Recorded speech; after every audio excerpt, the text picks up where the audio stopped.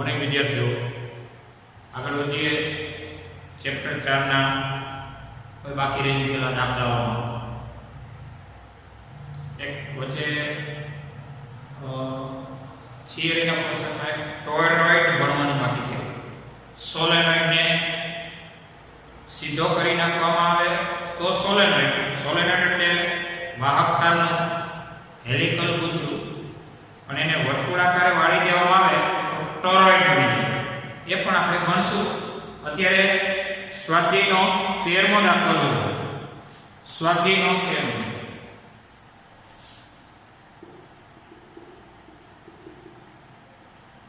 એક ટેસ્લા નું ચુંબકીય ક્ષેત્ર નિયમિત સમક્ષિતિ ચુંબકીય ક્ષેત્ર છે. નિયમિત એટલે આવું ચુંબકીય ક્ષેત્ર છે જેની ક્ષેત્ર રેખાઓ એકબીજાને સમાંતર અને સમાન અંતરે રહેલી છે, અને સમક્ષિતિ એટલે x અક્ષ પરનો આટલા મૂલ્યનું ચુંબકીય ક્ષેત્ર છે. એમાં તમારે 8 સેન્ટીમીટર ત્રિજ્યા અને 30 આંટા ધરાવતી વર્તુળાકાર ગુજરું લટકાવો. સેન્ટીમીટરના મીટર કરો તો 10 ની -2 થાય. આ ચુંબકીય ક્ષેત્રમાં આટલા આંટાવાળું આટલી ત્રિજ્યાનું એક ગુજરું લટકાવો. ગુજરામાંથી પ્રવાહ પસાર કરો I બરાબર 6 એમ્પિયરનો. ક્ષેત્ર રેખાઓ ગુજરાને લંબ સાથે 60 નો ખૂણો બનાવે છે. થીટા છે 60 ડિગ્રી. ગુજરાનું આવર્તન ન થાય એ માટે એના ઉપર લગાડવા પડતા વિરુદ્ધ દિશાના ટોર્કનું મૂલ્ય કેટલું, એને કહે પુનઃસ્થાપક ટોર્ક કેટલું. હવે તમારી પાસે આમ તો જે કંઈ ટોર્ક લગાડવાનું થાય એ પહેલા તો ગુજરું ક્યાં રાખેલું છે કે ગુજરાનો લંબ ચુંબકીય ક્ષેત્ર સાથે, આ ચુંબકીય ક્ષેત્રને B વેક્ટર કહે છે. એટલે ગુજરું આમ રાખેલું છે.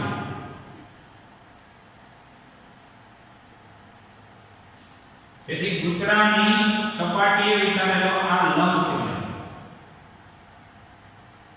ગુજરાના સમતલનો લંબ કે જે B વેક્ટર સાથે 60 નો ખૂણો બનાવે છે.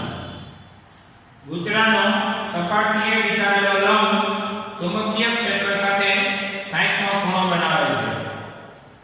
તો પ્રશ્ન આ પ્રમાણે છે કે ગુજરાનું આવર્તન ન થવા દેવું હોય તો લગાડવા પડતા વિરુદ્ધ દિશાના ટોર્કનું મૂલ્ય કેટલું. તો ટોર્ક કહેવાય ટો બરાબર, આપણે જો વિરુદ્ધ દિશાનું ટોર્ક નહીં લગાડીએ ને તો ગુજરું છે ને એ કોણાવર્તન અનુભવશે. ગેલ્વેનોમીટર માં ભણી ગયા છો. આટાની સંખ્યા 30 વાળું, એની રેડિયસ આટલી હોય, ચુંબકીય ક્ષેત્ર બાહ્ય ચુંબકીય ક્ષેત્ર છે જેનું મૂલ્ય આપેલું છે, એમાં પ્રવાહધારી ગુજરું છે અને ગુજરાના સમતલે દોરેલો લંબ ચુંબકીય ક્ષેત્ર અને 60 નો ખૂણો બનાવે છે. તો જરૂરી ટોર્કનું મૂલ્ય ગણો. તો ટોર્ક બરાબર NI AB sin થીટા, અથવા ટોર્ક બરાબર આપણે સાદું સૂત્ર યાદ રાખીએ M ક્રોસ B. તેથી ટો બરાબર M એટલે NIA ક્રોસ B. M એટલે એક આટો હોય તો IA, n આટો હોય તો NIA. તો પછી ટોનું માન એટલે NIAB sin થીટા ક્રોસ એટલે sin. n આપેલું છે, પ્રવાહ આપેલો છે, એરિયા એટલે ગુજરાના આડછેદનું ક્ષેત્રફળ. એટલે ફાઇનલી કહી શકાય ક્ષેત્રફળ એટલે પાઈ r સ્ક્વેર. ગુજરાનું આડછેદ વર્તુળ છે, વર્તુળ એટલે પાઈ r સ્ક્વેર ઇન્ટુ b અને sin થીટા એટલે તમારો 30 ડિગ્રી. કેટલો છે? Sorry 60 degree. તો પછી આટલું ટોર્ક લગાડવું પડે, એની આપણે ગણતરી જોઈ લઈએ. n 30, પ્રવાહ તમને આપેલો છે 6 એમ્પિયર, આ 3.14, r એટલે 8 8 × 10 - 2 હોલ સ્ક્વેર. B ચુંબકીય ક્ષેત્ર 1s અને sin એટલે √3/2 એટલે થાય 0.86 sin નું મૂલ્ય.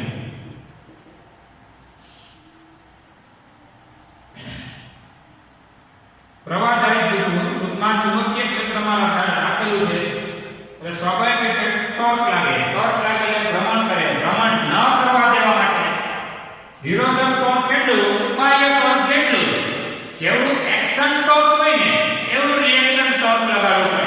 તો એક્શન ટોર્ક મળે એ તમારો શું મળવા પાત્ર છે રિએક્શન ટોર્ક. એટલે 30 × 6 × 3.14 એને ગુણ્યા 88 64 ને ગુણ્યા 0.86 60. રેડી? એટલે થશે 31 32 5.64 2 × 4.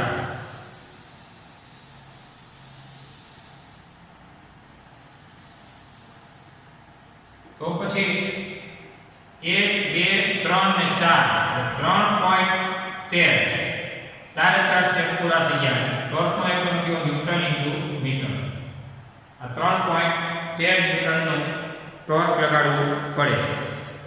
જોયું.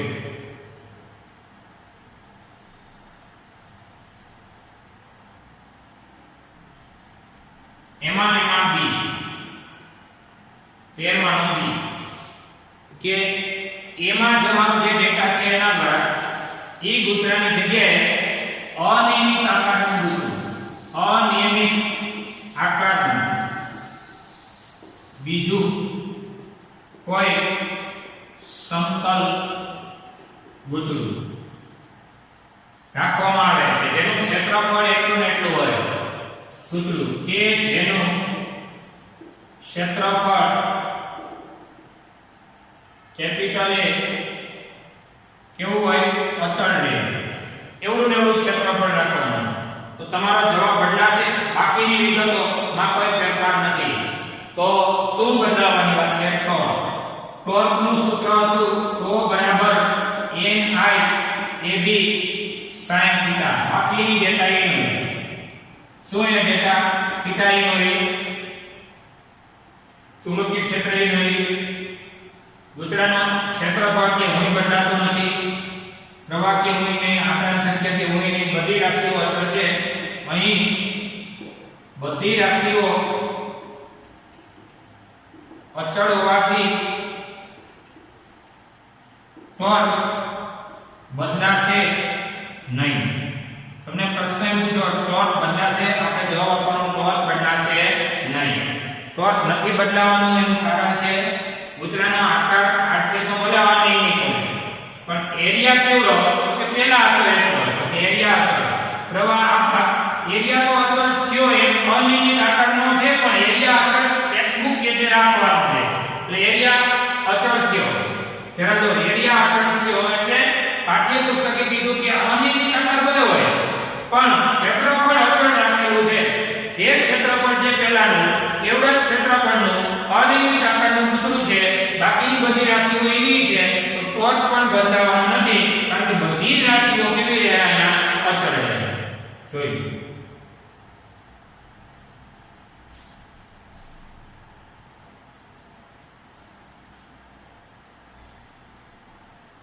ચલો હવે આમ તો આપણે આ ચેપ્ટરમાં ટોરોઇડ વિશેનો અભ્યાસ આપણે કરીશું. એમાં કઈ બહુ ટિપિકલ પરિસ્થિતિઓ નથી. એક વચ્ચેનો થોડોક એક પોર્શન બાકી છે કે μ0 સિગ્મા i બરાબર b dot dl. b dot dl એટલે કે બંધ ગાળા પરનો એમ્પિયરનો જે સર્કિટલ નિયમ છે એના વિશેનો પણ વધુ અભ્યાસ આપણે કરવાનો છે. એટલે જેમ જેમ જરૂરિયાત આવતી જાય ટોપિકમાં એને આપણે અભ્યાસ કરતા જાવ. હાલમાં ટોરોઇડને લગતા કોઈ દાખલા સ્વાધ્યાયના કે ઉદાહરણમાં નથી એટલે ટોરોઇડની થિયરી આપણે પછીના પોઈન્ટ ઉપર આવશે ત્યારે ભણશું. હાલમાં થોડા આઉટ ઓફ ટેક્સ્ટના દાખલાઓ જોઈ લઈએ. હવે આ તમારા પાસેનો એક્સ્ટ્રા દાખલા છે. એમાંનો પહેલો થોડા કન્સેપ્ટ વાળો પોઈન્ટ છે, જરા જોતા જજો. હું રકમ લખતો જાઉં છું. તાંબાના 1 ઘન મીટર દીઠ 8×10⁻²8 વાહક ઇલેક્ટ્રોન છે. 4×10⁻³ ટેસ્લાના ચુંબકીય ક્ષેત્રમાં લંબરૂપે 1 મીટર લંબાઈ અને 8×10⁻6 મીટર સ્ક્વેર ક્ષેત્રફળના વિદ્યુત પ્રવાહધારી તાર પર 8×10⁻² ન્યૂટન બળ લાગતું હોય તો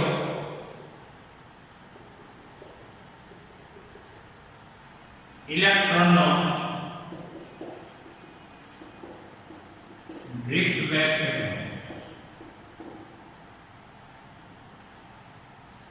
આપણો સવાલ છે. હવે સ્વાભાવિક રીતે આવા કોઈ પ્રશ્નો આવે, ખાસ કરીને MCQ માં અને નીટ લેવલમાં. તમારા ગુજરાત બોર્ડના MCQ માં જો કે આવડો મોટો દાખલો તો ન આવી શકે, પણ આવા કોઈ નાના એવા ટિપિકલ ટોપિક આવે, પહેલા ડેટા કનેક્ટિવિટી આપી અને પછી સૂત્ર ક્લિક કરવાનું. તાંબાના 1 ઘન મીટર દીઠ આટલા ઇલેક્ટ્રોન છે, એટલે કે 8×10⁻²8 ઇલેક્ટ્રોન પ્રતિ મીટર ઘન. આને કહેવાય મીટર ઘન એટલે કદ, ઇલેક્ટ્રોનની સંખ્યા કહેવાય. આ રાશિને કહેવાય સંખ્યા ઘનતા. ત્યાંથી કેજો કે આ રાશિ કઈ થઈ? સંખ્યા ઘનતા. આટલા ચુંબકીય ક્ષેત્રમાં, ચુંબકીય ક્ષેત્રને B કહેવાય. 4×10⁻³ ટેસ્લા. ચુંબકીય ક્ષેત્રમાં લંબરૂપે 1 મીટર લંબાઈનો તાર રાખ્યો છે. L બરાબર 1 મીટર. જોજો લંબરૂપે શબ્દ કામનો છે. આ ચુંબકીય ક્ષેત્ર હોય એને લંબરૂપે તાર રાખવાનો છે. અને તાર કેવો? તો કે પ્રવાહધારી તાર છે. આ તાર હતો પણ કેવો? પ્રવાહધારી છે. એટલે લંબરૂપે રાખેલો છે 1 મીટર લંબાઈનો અને ક્ષેત્રફળ આપ્યું છે 8×10⁻6 મીટર સ્ક્વેર. તારનો 8 જેટલું ક્ષેત્રફળ છે, તારની લંબાઈ છે. આ તાર ઉપર લાગતું બળનું મૂલ્ય પણ આપેલું છે 8×10⁻² ન્યૂટન. ઇલેક્ટ્રોનનો ડ્રિફ્ટ વેગ શોધો. ડ્રિફ્ટ વેગ એટલે વેલોસિટી ડ્રિફ્ટ. તો સ્વાભાવિક રીતે પ્રશ્ન થાય તમને કે આ કોન્સેપ્ટ કયો થયો? તો કે બોલો પ્રવાહધારી તારને ચુંબકીય ક્ષેત્રમાં રાખવાથી લાગતું બળ. શબ્દ કામનો છે લંબરૂપે, કારણ કે થીટા ને એવું હોય ને તો જ બળ કહેવાય મેક્સિમમ. કારણ કે F બરાબર IL cross B. IL B sin 90 અને sin 90 જ 1 થાય. sin 0 તો 0 થાય. આ જ તારને એક માર્કનો પ્રશ્ન બોર્ડમાં પૂછી નાખે કે ચુંબકીય ક્ષેત્રને સમાંતર રાખેલો છે પ્રવાહધારી તાર, તો બળ કેટલું? તો કહી દેવાનું F બરાબર IL B sin 0 અને sin 0 0. કોઈ બળ લાગશે નહીં. ચુંબકીય ક્ષેત્રને લંબરૂપે રાખેલો હોય ત્યારે જ બળ લાગે મેક્સિમમ. કારણ કે IL B sin 90 અને sin 90 શું થાય? 1 થાય. તો પહેલો મુદ્દો કહી દો કે પ્રવાહધારી તારને ચુંબકીય ક્ષેત્રમાં રાખવાથી લાગતું બળ F બરાબર IL ક્રોસ B. એટલે કે F બરાબર IL B sin sin 90 લંબ છે અને sin 90 1 લખતો નથી એટલું બળ લાગે. આપણો પ્રશ્ન છે ઇલેક્ટ્રોનનો ડ્રિફ્ટ વેગ કેટલો. હવે ડ્રિફ્ટ વેગ એટલે કે વિધિ. તો જરા જોજો ક્યાં ઇલેક્ટ્રોન હોય વાહક તારમાં કઈ દિશામાં ગતિ કરતા હોય પ્રવાહની વિરુદ્ધ દિશામાં. ઇલેક્ટ્રોનની ગતિ છે ને એ આમ પ્રવાહ ધારિત તારમાં પ્રવાહની વિરુદ્ધ દિશામાં ઇલેક્ટ્રોનની ગતિ હોય. તો આટલા ક્ષેત્રફળનો છે આટલી લંબાઈનો છે પ્રવાહ ધારિત તાર છે આટલું બળ લાગે છે ઇલેક્ટ્રોનનો ડ્રિફ્ટ વેગ કેટલો. આપણે જાણીએ છીએ કે J બરાબર એની વીડી. યાદ કરો સૂત્ર ચેપ્ટર 3 નું J બરાબર એની વીડી. ઈ જ વાતો છે ચેપ્ટર 3 ની કનેક્ટિવિટી આપવાની ચોથું ભણવું હોય તો પછી 1 2 3 4 5 બધાની કનેક્ટિવિટી આપવાની થાય નવા કોઈ ચેપ્ટર ની અંદર. એટલે અંદરો અંદર ચેપ્ટરો ક્રોસ થતા જાય ધ્યાન રાખજો. અને J એટલે I by A. J એટલે I by A. તારનો એરિયા આપેલો છે તારનો પ્રવાહ પણ આપેલો છે. અહીંયા લ્યો તમારી પાસેનો પ્રવાહનું મૂલ્ય અને આટલા ક્ષેત્રફળનો પ્રવાહ ધારિત તાર છે. પ્રવાહનું મૂલ્ય નથી પ્રવાહના સૂત્રનો આપણે કરતા બનાવશું. તો હવે n e ઇલેક્ટ્રોન માટેનો વીજભાર 1.6 10 ની -19 અને ડ્રિફ્ટ વેગ કેટલો. ડ્રિફ્ટ વેગ સૂત્રનો કરતા હોય એકના એક ટોપિકમાં ડબલ સૂત્રનો કરતા ન બને એટલે આપણે આમાં I ને કહીને ન્યા મૂકી દેશું કારણ કે અજ્ઞાત છે ને આમાં તમે રકમ વાંચો આમાં કે પ્રવાહ નથી કીધું આ એટલું કીધું પ્રવાહ ધારિત પણ પ્રવાહનું મૂલ્ય કીધું નથી એટલે પ્રવાહની જગ્યાએ આપણે મૂકી દેશું F/LB. I ની જગ્યાએ F/LB I ની જગ્યાએ ના છેદમાં A અને આ થયો A ની વીડી. એ કારણ લખી આપું સમીકરણ 1 I એટલે જ કોણ લીધું F/LB. તો અને એના છેદમાં પાછો A છે. તો હવે આ સ્ટેપને આગળ વધારવું જરા જોઈએ. તેથી F/LBA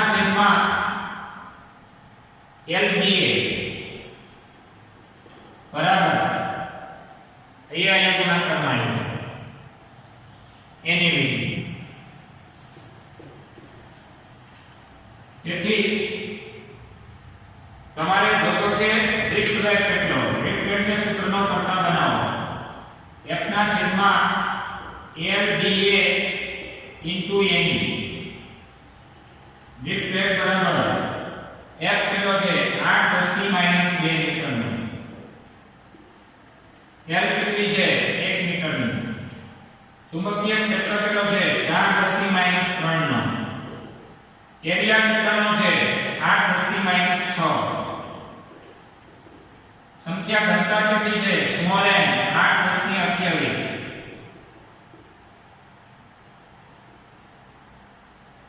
એને ગુણ્યા E વીજભારનું મૂલ્ય કેટલું છે 1.6 10 ની -19. એટલે કે હવે તમે જે કંઈ કેલ્ક્યુલેશન કરશો એ તમારો ફાઇનલી જવાબ બનાવશે.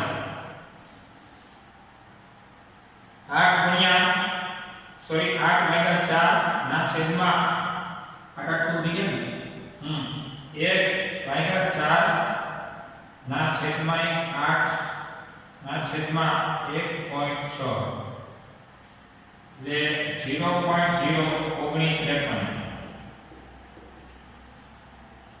આ -2 -3 ઉપર જાય તો +3 -6 ઉપર જાય +6 28 -28 -19 +19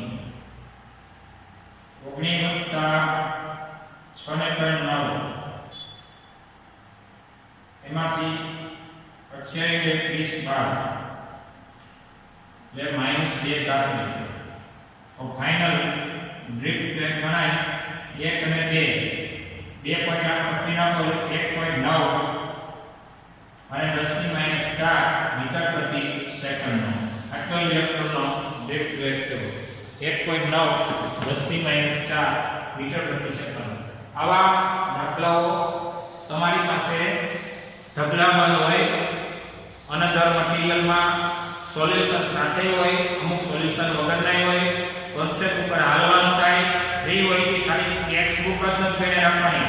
ટેક્સ્ટ બુક ની આગળ આવા કોઈ દાખલા હોય એની સોલ્વ કરતા રહેવાના, એકદમ હેલું થઈ જાય. અને જુદા જુદા સૂત્રો દરેક ચેપ્ટરમાંથી ક્રોસ થઈને આવે ને એટલે તમને ઓટોમેટિક આવડવા માંડશે. આવા દાખલાઓની તૈયારી પણ તમારે કરવી. આજના લેક્ચરમાં આપણે જે આવા દાખલાઓ આગળ વધારશું.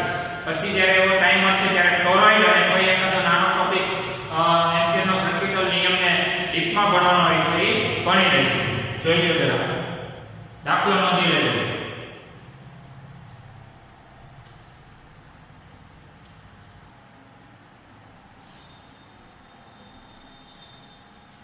ચલો એક દાખલો જોઈ લઈએ.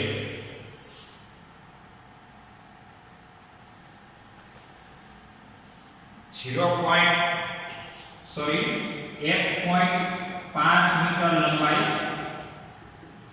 ધરાવતા એક સુરેખ તાર, એમાં 10 એમ્પિયર પ્રવાહ પસાર થાય છે.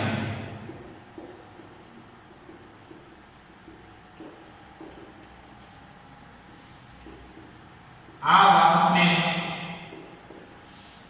2 ટેસ્લા તીવ્રતા એટલે ચુંબકીય ક્ષેત્ર કહેવાય કે ચુંબકીય ક્ષેત્રની તીવ્રતા કહેવાય. તીવ્રતાના ચુંબકીય ક્ષેત્રમાં મુક્તા તેની પર 15 ન્યૂટન બળ લાગે છે. તો ચુંબકીય ક્ષેત્ર અને વિદ્યુત પ્રવાહની દિશા વચ્ચેનો કોણ કેટલો, એટલે કે ખૂણો કેટલો. ચલો આવી જાઓ. 1.5 મીટર લંબાઈ એક સુરેખ તારમાંથી 10 એમ્પિયરનો પ્રવાહ પસાર થાય છે. આ વાહક તારને 2 ટેસ્લાના ચુંબકીય ક્ષેત્રમાં મૂક્યો છે. આ તાર ઉપર લાગતું બળ 15 ન્યૂટનનું છે. ટૂંકમાં પ્રવાહધારી તારને ચુંબકીય ક્ષેત્રમાં રાખવાથી લાગતા બળનો કોન્સેપ્ટ છે, જૂનો કોન્સેપ્ટ છે. ચુંબકીય ક્ષેત્ર અને પ્રવાહ દિશા વચ્ચેનો ખૂણો થીટા. અહીંયા હું કહી દઉં ભાઈ કોને રાખ્યો છે? પ્રવાહધારી તારને. ક્યાં રાખ્યો છે? ચુંબકીય ક્ષેત્રમાં. શું લાગવાનું છે? બળ. પ્રવાહધારી તારને ચુંબકીય ક્ષેત્રમાં રાખવાથી લાગતું બળ F બરાબર IL ક્રોસ D. F બરાબર ILB sin θ. હવે જો I છે, L છે, B છે, F છે અને થીટા બાકી છે. દાખલો પૂરો સમજાય છે? થીટા બાકી છે તો sin θ સૂત્રનો કરતા બને, અથવા તો F નું મૂલ્ય 15, પ્રવાહનું મૂલ્ય 10, લંબાઈ 5, ચુંબકીય ક્ષેત્ર 2 ટેસ્લા અને થીટા છે અજ્ઞાત. તો હવે બધું છેદમાં આવશે. sin θ બરાબર આ બધું છેદમાં 15 ના છેદમાં આ બધું 10, 1.5 અને છેદમાં 2 એટલે કે 0.5. sin θ નું મૂલ્ય 1/2 હોય તો સ્વાભાવિક છે થીટા થઈ જાય 30 ડિગ્રી. sin 30 1/2. જોઈએ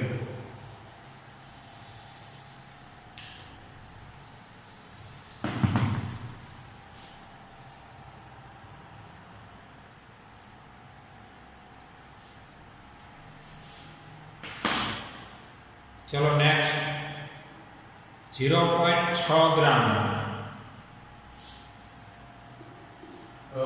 m बराबर 0.6 ग्राम दળ ધરાવતો 25 નેનો કુલમ વીજભાર ધરાવતો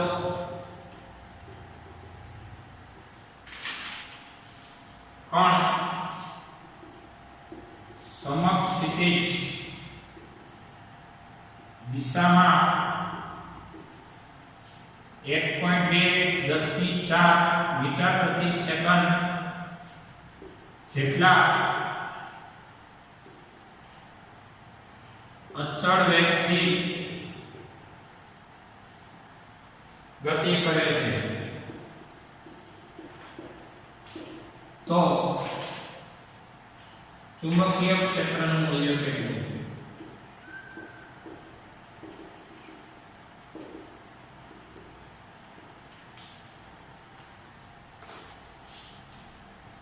હવે આટલા દળ ધરાવતો ગ્રામના કિલોગ્રામ કરું છું આટલો વીજભાર ધરાવતો નેનો કુલમના કુલમ કેરા -9 કુલમ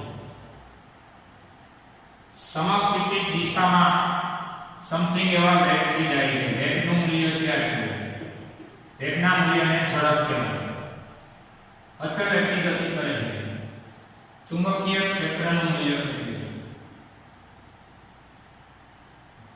તો સ્વાભાવિક રીતે ચુંબકીય ક્ષેત્ર समक्षितिज दिशा में अचल वेग हो एवो आपनो कॉन्सेप्ट है जो आ वेग अचल कहेवाय पहला मुद्दो ए अचल वेग छे अने अचल वेग एनो मतलब ए के प्रवेग शून्य अने प्रवेग शून्य तो एना मतलब ए थयो के परिणामी बળ शून्य F बराबर m અને વેગ અચળ અને પ્રવેગ શૂન્ય કારણ કે dv/dt એટલે કે પ્રવેગ શૂન્ય એટલે વેગ અચળ અચળનું વિકલન 0 થાય બળ શૂન્ય તો પરિણામી બળ શૂન્ય આ વીજભાર પર લાગતા બળો एक बल लगसे mg जे लगसे एक्शन फोर्स तो चुंबकीय क्षेत्र में अचल व्यक्ति समक्षितिज दिशा में इलेक्ट्रॉन गति करे ने वीजभार गति करे ने એટલે ગતિને કારણે પ્રવાહનું નિર્માણ થાય અને ચુંબકીય ક્ષેત્રમાં v વેગથી ગતિ કરતા વીજભારિત કણ પર લાગતું ફોર્સ એને કહેવાય qvb sin થીટા માં sin 90 થાય જરા વિચારો ચુંબકીય ક્ષેત્ર ક્યાં છે કે ચુંબકીય ક્ષેત્રનું મૂલ્ય તો પૂછ્યું છે પણ સમક્ષિતિજ દિશામાં વીજભારિત કણ ગતિ કરે છે અને સમક્ષિતિજ દિશામાં વીજભારિત કણ ગતિ કરે છે તો વીજભારિત કણ નો વેગની દિશા q કૌંસમાં v ક્રોસ b vr હવે b ની દિશા ક્યાં હોય તો કે b ની દિશા તો q કૌંસ f બરાબર q કૌંસમાં v ક્રોસ b એ સૂત્ર અંતર્ગત એ બળનું મૂલ્ય થયું qvb v અને b પરસ્પર લંબ હોય તો જ ફોર્સ મેક્સિમમ થાય કારણ કે v અને b એકબીજાને સમાંતર હોય તો ફોર્સ જ ન લાગે qvb sin 0 થાય sin 0 થઈ જાય અને qvb sin 90 એનું નામ કહેવાય મેક્સિમમ ફોર્સ એટલે વીજભારિત કણ ચુંબકીય ક્ષેત્રમાં ગતિ કરે છે એ પાકું થયું આટલા દળ ધરાવતો આટલા વીજભાર ધરાવતો કણ સમક્ષિતિજ દિશામાં આટલા વેગથી ગતિ કરે છે અને વેગ અચળ છે પ્રવેગ નથી પરિણામી બળ શૂન્ય છે તો ચુંબકીય ક્ષેત્રનું મૂલ્ય તો ચુંબકીય ક્ષેત્ર ને કહેવાય તો આ વિકર ઉપર બે બળ લાગે, એક mg જેને કહેવાય ફરજિયાત એક્શન જ કહેવાય img, તેનો વિરોધ કરતું અહીંયા લાગે છે qvb, આ એક ફોર્સ છે અને mg પણ એક ફોર્સ છે. તો qvb ક્યારે લાગે? તો કે આમ દિશા હોય જો qvb સમક્ષિતિજ દિશામાં વેગ ચુંબકીય ક્ષેત્ર હોય અંદર તો જ ફોર્સ ઉપર લાગે, જમણા હાથના સ્ક્રૂના નહીં. qvb q કાલ્સમાં વેલોસિટી વેગ એનો આમ હોય, આ વેગની દિશા, આ અંદર તરફ b ની દિશા, આ v આ b અને v અને b પરસ્પર લંબ હોય, v અને b પરસ્પર લંબ હોય, આ જરા નોંધવા જેવું છે. v લંબ b તો જ ફોર્સ ઉપર લાગે, જેને કહેવાય એક્શન ફોર્સ, અને એનો વિરોધ કરે રિએક્શન ફોર્સ. આ પણ દળ ધારી છે અને વીજભારી છે અને દળને કારણે mg, તો જ પરિણામી બળ શૂન્ય થાય. પરિણામી બળ શૂન્ય તો પ્રવેગ શૂન્ય તો એનો વેગ અચળ જળવાય. ટૂંકમાં ગતિ કરતો ઉપરનો ઉતરવા માંડે કે ગતિ કરતો નીચેનો ઉતરવા માંડે, પણ ગતિ કરતો સમક્ષિતિજ દિશામાં એનો વેગ કેવો રહે? અચળ રહે. આ કોન્સેપ્ટ છે. વેગ આમ ચુંબકીય ક્ષેત્ર અંદર, પરિણામે ઉપલું બળ ઉપર, નીચેનું નીચે, પરિણામી બળ કેવું? તો કે શૂન્ય, એટલે પ્રવેગ શૂન્ય અને વેગ અચળ. તો હવે b બરાબર mg બાય qb, તેથી b બરાબર m આપેલો છે 0.6 10 - 3, g એટલે 10 9.8 q 25 10 - 9 into v 1.2 10 ની 4. ફાઇનલી તમને b મળશે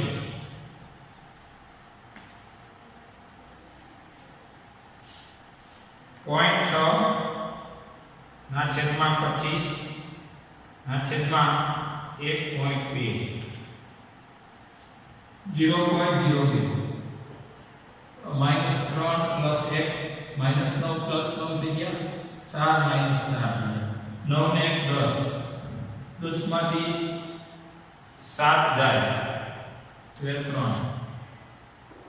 ફાઇનલ b એવું કહી શકાય 1 ને 2 બે સ્ટેપ કાપી નાખો તો 2.0 10 ની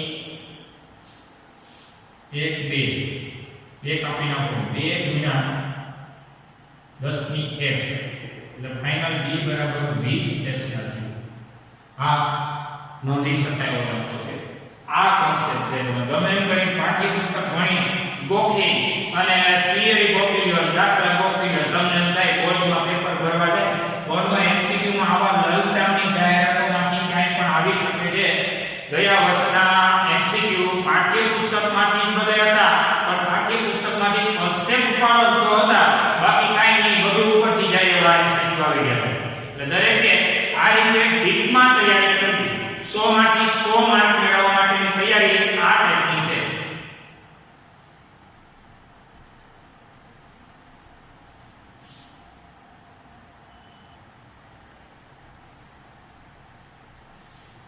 ચલો જો સમાન ચુંબકીય ક્ષેત્ર B ને લંબ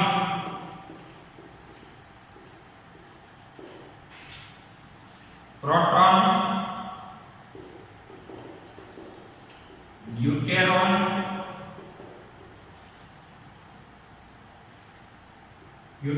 આયન અને આત્મા સમાન ગતિ ઊર્જા સાથે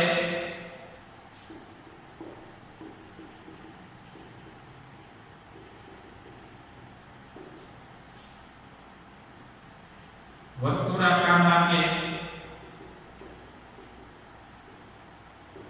ગતિ કરે છે. જો તેમના વર્તુળ માર્ગની ત્રિજ્યા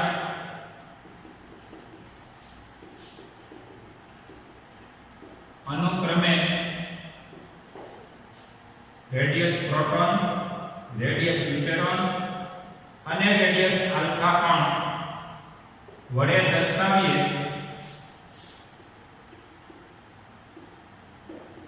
તો તેમની વચ્ચેનો સંબંધ શું? આ પ્રશ્ન છે. કોની વચ્ચેનો? રેડિયસ વચ્ચેનો. પ્રોટોનની, આલ્ફા કણની અને ડ્યુટેરોનની રેડિયસ વચ્ચેનો તમારે સંબંધ મેળવવો છે. હવે સમાન ચુંબકીય ક્ષેત્રને લંબ રૂપે હાલો જો આ સમાન ચુંબકીય ક્ષેત્ર છે.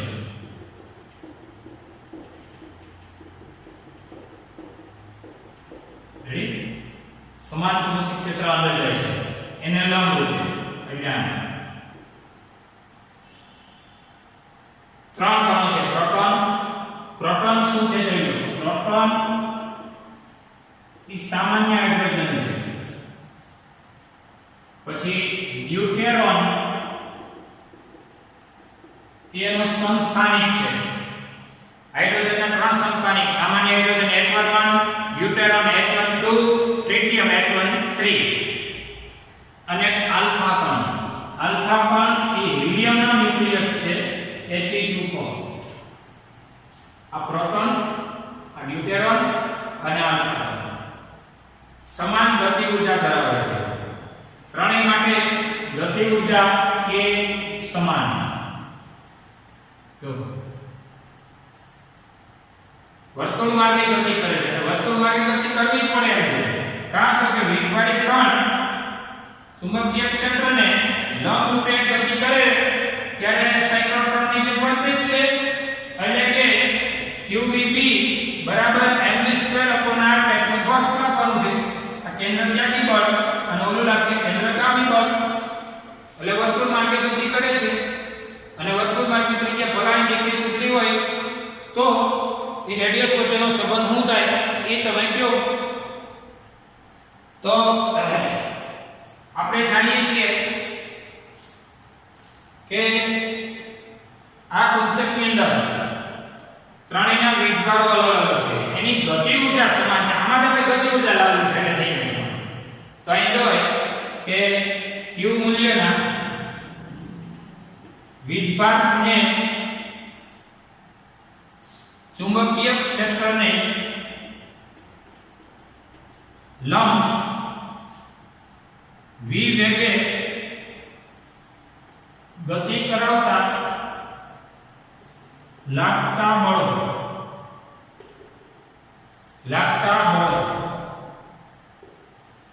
કારણ કે ચુંબકીય ક્ષેત્રને લંબ રૂપે v વેગે ગતિ કરાવવાથી બળો લાગે છે. એક qvb બીજું mv2/r. એક b કેન્સલ. તમારે r જોતો હોય તો મળી જાય. r બરાબર mv/qb. r બરાબર mv/qb. હવે એક મુદ્દો એ વિચારવાનો છે કે સમાન ગતિ ઊર્જા ધરાવે છે.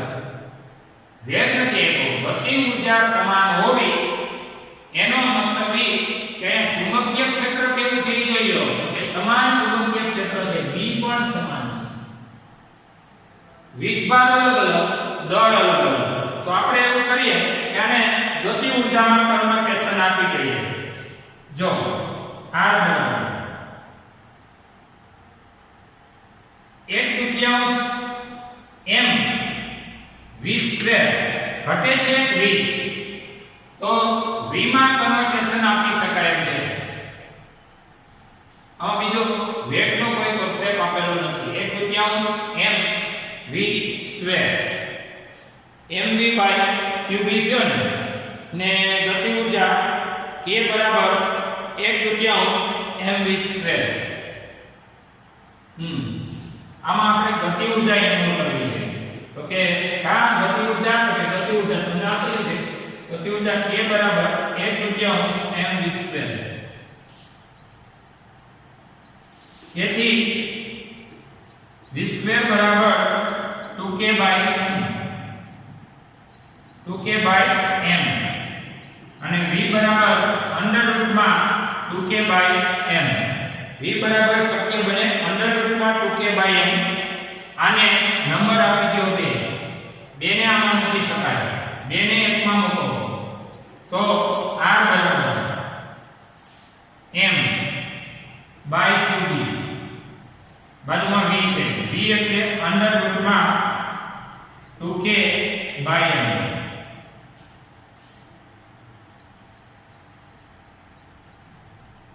હવે બંને બાજુ वर्ग लो, वर्गमूल काटवा तो m स्क्वायर का है, b स्क्वायर का है, b स्क्वायर का है અને વર્ગમૂળ નીકળી જશે.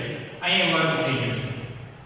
તો r સ્ક્વેર બરાબર m square by q square b square into 2k by m. વર્ગ લ્યો એટલે વર્ગમૂળ કેન્સલ થાય.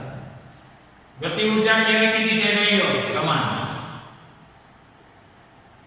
બગડો તો અચળ હોય. ચુંબકીય ક્ષેત્ર કેવું કીધું છે જોઈ લો, સમાન. એક એક એમ તો ઉડવાના છે ક્યાં જાય. તો પછી રેડિયસ નો વર્ગ ચલે છે માસના છેદમાં q સ્ક્વેર. આ તમારા માટે કામનું સમીકરણ થયું. રેડિયસ નો વર્ગ બરાબર માસના છેદમાં q સ્ક્વેર થયો.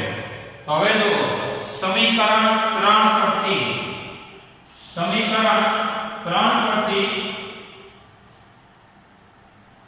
રેડિયસ ચલે છે માસ બાય એટલે કે અંડર રૂટમાં માસ બાય q. આનો વર્ગ દૂર કરો એટલે કે બંને બાજુ વર્ગમૂળ લીધું એટલે આનું વર્ગમૂળ એટલે વર્ગમૂળ ઉડાડી દે. આનું વર્ગમૂળ અંડર રૂટમાં માસ અને આનું વર્ગમૂળ કરો એટલે વર્ગમૂળ ઉડાડે. તો પછી રેડિયસ પ્રોટોન જેમ રેડિયસ ડ્યુટેરોન જેમ રેડિયસ આલ્ફા કણ.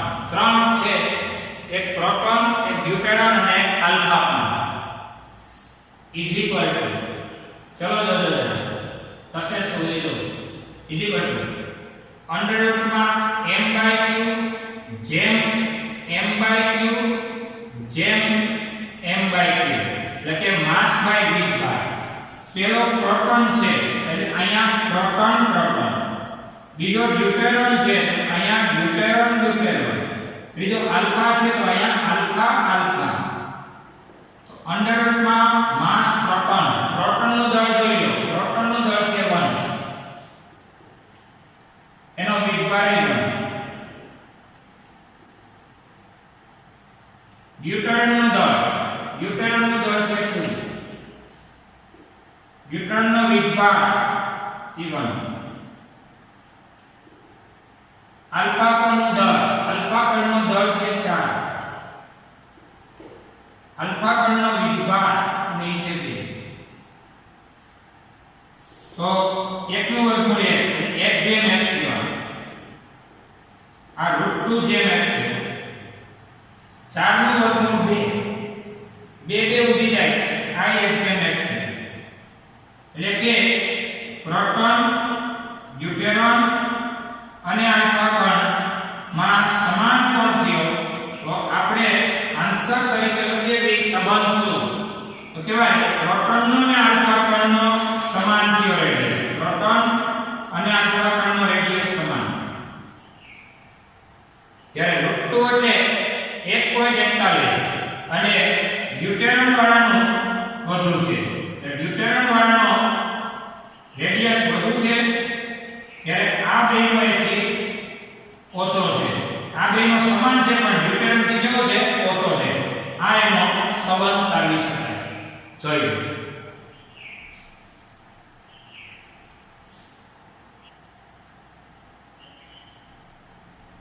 જરા ડેઈલી ટેસ્ટ કરી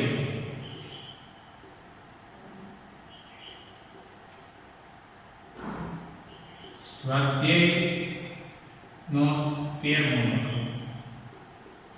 અને ઉદાહરણ નંબર 11. આ રિવિઝન ઉદાહરણ છે ખાસ કરી. અહીંયા આપણો લેક્ચર પૂરો થયો છે.